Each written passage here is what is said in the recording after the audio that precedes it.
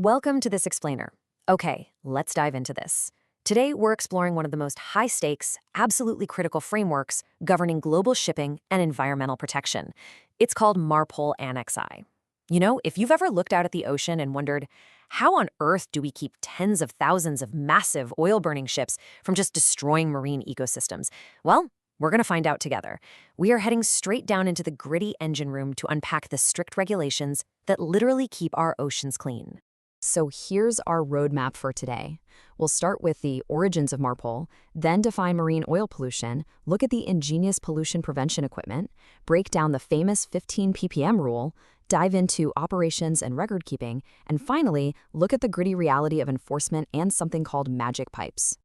All right, Section 1, the origins of MARPOL and the disasters that changed the oceans forever.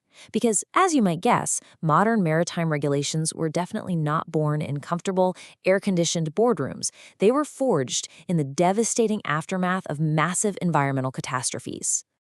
To really understand the weights of MARPOL Annex I, you kind of have to look at the dark history that made it absolutely necessary. Back in 1967, the Torrey Canyon disaster spilled over 100,000 tons of crude oil right into the sea.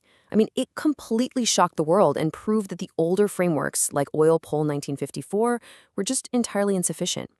That shock led directly to the development of MARPOL in 1973. But unfortunately, the fight was far from over. Subsequent nightmares, like the infamous Exxon Valdez in 1989 and later the Eureka and Prestige incidents, they continually forced international action. These weren't just terrible accidents, right? They were catalysts. They constantly forced us to tighten the rules, eventually mandating massive multi-million-dollar structural changes like double-hull requirements for modern environmental protection. Moving on to Section 2, defining marine oil pollution on two very distinct fronts. Because before we can even fight oil pollution, we really have to categorize exactly where it's coming from on these massive vessels. And trust me, it's not just a single, simple source. And this brilliantly illustrates those two distinct battlefronts of oil pollution. So on one side, we have machinery space pollution. This happens on literally every single motorized ship in the world. As these massive engines operate day in and day out, you get fuel leaks, lubricating oil leaks, purifier sludge, and oily bilge water collecting right at the bottom of the ship. Now, on the other side, we have cargo area pollution. This one is specific to oil tankers. Here, we are talking about the immense, staggering scale of cargo tank washing, ballasting, and the actual transfer of the crude oil itself. So two very different problems, requiring two very different sets of regulations.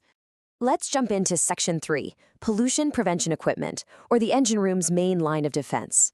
Since a working ship can't just miraculously stop generating oily water, international law mandates some pretty ingenious engineering solutions to treat this runoff before it ever has a chance to touch the ocean. This brings us to the absolute unsung hero of the engine room, the oily water separator, usually just called the OWS. Let's demystify how this thing works. Step 1, all that dirty, oily runoff from the engine room collects down in a bilge holding tank. Step 2, it gets pumped into the OWS coalescer. This part is super cool. It relies on gravity and internal plates to literally force large oil drops to clump together so they float to the top for easy removal. Step 3, the remaining water passes through some extremely fine filters to catch any tiny, microscopic oil particles left behind. And finally, Step 4, this newly cleaned water is strictly monitored before it is legally allowed to be discharged overboard. Which brings us to Section 4, the 15 PPM Rule, the absolute golden standard of marine engineering. So the crucial point is, how clean is clean, right? How do we objectively measure what is legally allowed to leave the ship and enter the marine environment? Well, it all comes down to a single, incredibly important number, 15. This is the absolute, hardline legal threshold.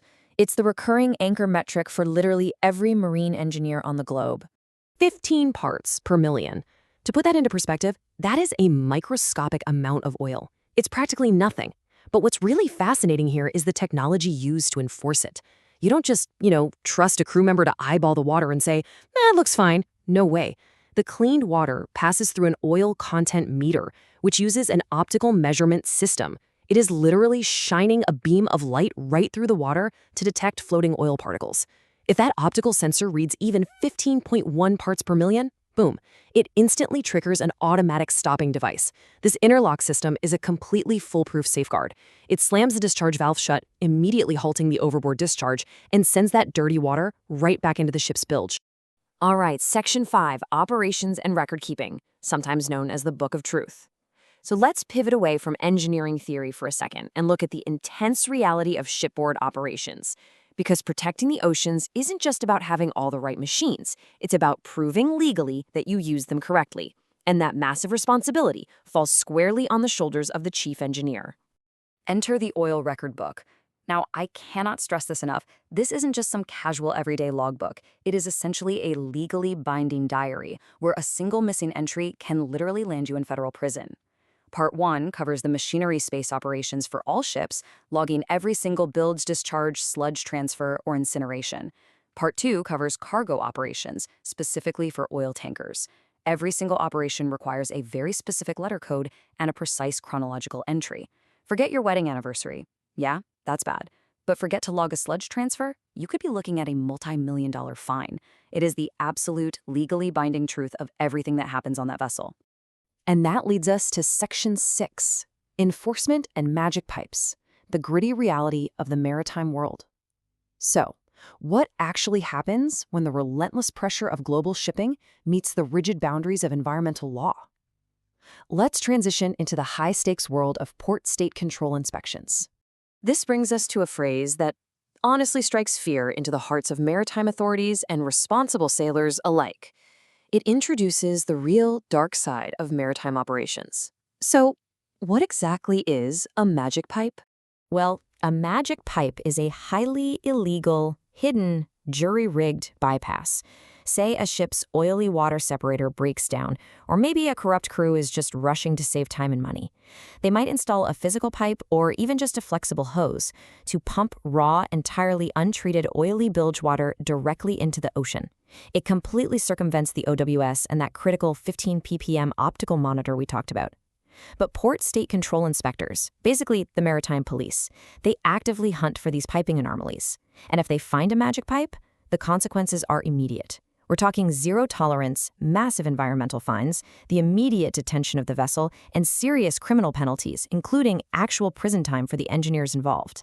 So to ensure compliance, Port State Control is constantly monitoring these vessels, and they're looking for some very specific deficiencies. They're going to test the OWS to ensure it's actually operating correctly. They will literally intentionally trigger the 15 ppm monitor to verify that the automatic stopping device slams shut like it's supposed to. They'll comb through that oil record book, hunting for forged entries, or comparing the logged sludge tank capacity against what is actually sitting physically in the tanks. Any discrepancies here or any suspicious piping arrangements represent a daily threat of enforcement. A single mistake will get a multi-million-dollar commercial ship detained in port indefinitely. Which brings us to the core tension of MARPOL Annex I. Every single day, the relentless demands of international trade push ships to move faster, cheaper, and more efficiently.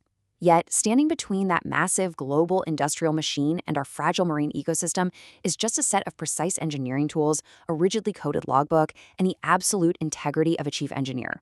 Does the immense scale of global shipping justify the immense ethical burden placed entirely on a ship's crew to protect our oceans? It's a delicate balance for sure, and one that requires our constant, unyielding vigilance. Thank you so much for joining me on this explainer. Keep questioning, keep learning, and I'll catch you next time.